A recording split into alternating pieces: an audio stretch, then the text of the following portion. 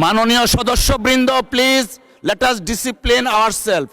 জ্বালানি মন্ত্রীরা যখন গণমাধ্যমে কথা বলেন তখন মনে হয় বাংলাদেশে আল্লাহর রহমতে কোনো সংকট নাই।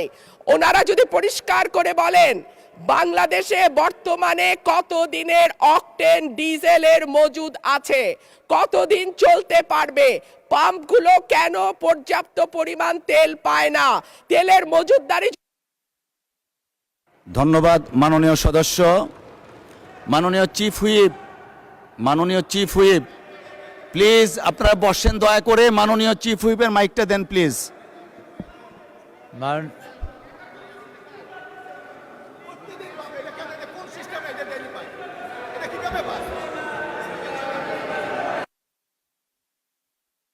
মাননীয় সংসদ সদস্য রুমিন ফারহানার বক্তব্য চলছিল, বিষয়টা একেবারেই অগ্রহণযোগ্য যা করা হয়েছে। আমি এটার জন্য দুঃখ প্রকাশ করছি এবং আমি এটার নিন্দা জানাতেও বাধ্য হলাম। মাননীয়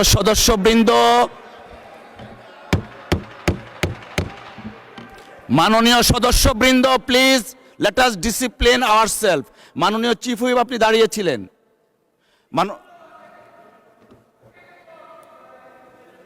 মাননীয় বিরোধী দলীয় নেতা। ধন্যবাদ মাননীয় স্পিকার। এই সংসদ দেশের সর্বোচ্চ সম্মানের জায়গা। যারা এখানে নির্বাচিত হয়ে এসেছেন, দেশের জনগণের সমর্থন, ভোট, ভালোবাসা, শ্রদ্ধা নিয়ে এসেছেন।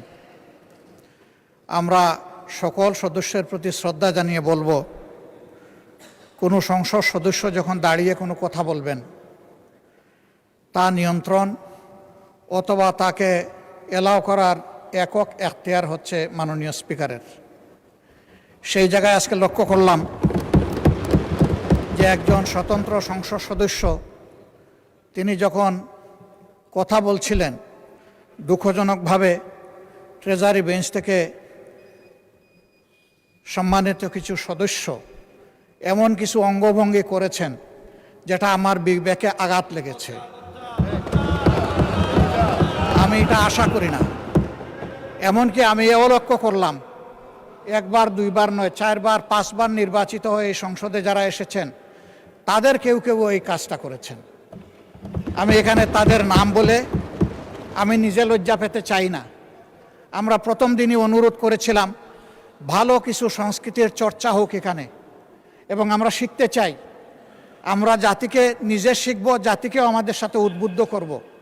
মাননীয় স্পিকার, আজকে 2 বারই লক্ষ্য করলাম যে ট্রেজারি বেঞ্চ যেখানে আপনাকে সবচেয়ে বেশি সহযোগিতা করার কথা, সেখানে আপনি বারবার অনুরোধ করা পক্ষেও তিনারা চালিয়েই যাচ্ছেন। আপনি মাইক দেন নাই, তারপরেও সংসদে কি হচ্ছে আমরা কিছুই বুঝতে পারছি না।